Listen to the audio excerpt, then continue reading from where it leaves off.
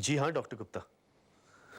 Thank you so much doctor Gupta, thank you, really thank you very much. I am so grateful to you.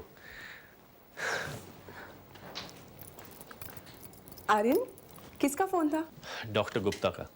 वो कह रहे थे कि uncle अब out of danger हो गए, बस एक दिन के लिए ऑब्जर्वेशन में रखा जाएगा, फिर डिस्चार्ज कर देंगे वो। वाह आर्यन, ये तो गुड न्यूज़ है।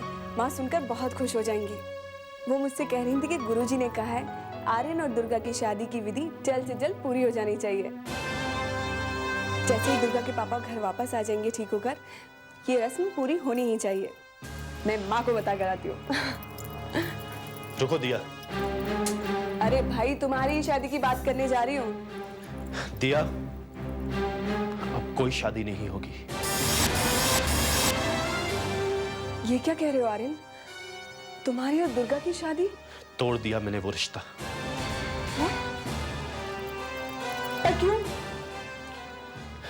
दिया, दिया तुम जानती हो कि दुर्गा ये शादी क्यों कर रही थी? वो ये शादी इसलिए कर रही थी क्योंकि वो मुझे एक बार हाँ कह चुकी थी।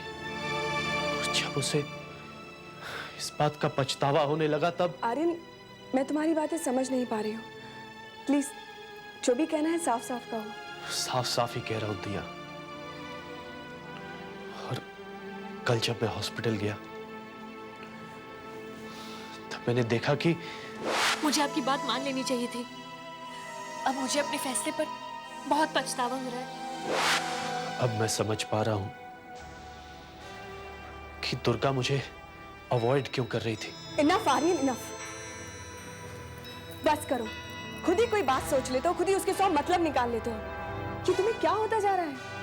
वो जो बात जिसका तुमने इतना उल्टा और इतना गलत मतलब निकाला है, वो बात तो तुम्हारे बारे में कहीं भी नहीं गई है। दुर्गा अपने पापा के चेकअप के बारे में बात कर रही थी। वो कह रही थी कि उसे पहले ही सारे टेस्ट करवा लेने चाहिए थे। उससे बहुत बड़ी गलती हो गई। लेकिन दिया। नहीं आ रहे, कुछ मत बोलो।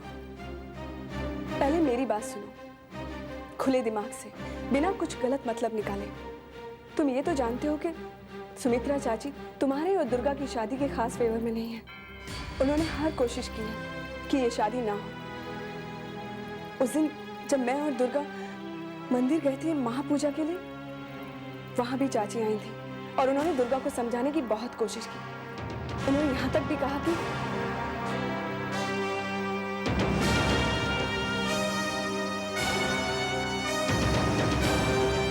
यह है उस लड़की का विश्वास अपने प्यार पर। उसकी आस्था है कि देवी माँ तुम दोनों की हमेशा रक्षा करेगी। और तुम उसी पर इल्जाम लगा रहे हो। उसे अपने फैसले पे पछतावा है। पछतावा तो मुझे हो रहा है तुम्हारी सोच पर। किसी की सोच पर शक करने से पहले ढंग से सोचना सीखो। मुझे तरस आने लगा है तुम पर। कभी किस्मत तुम्हारे साथ कुछ गलत खेल खेल जाती है और कभी तुम खुद गलतियां कर जाते हो। I really pity you.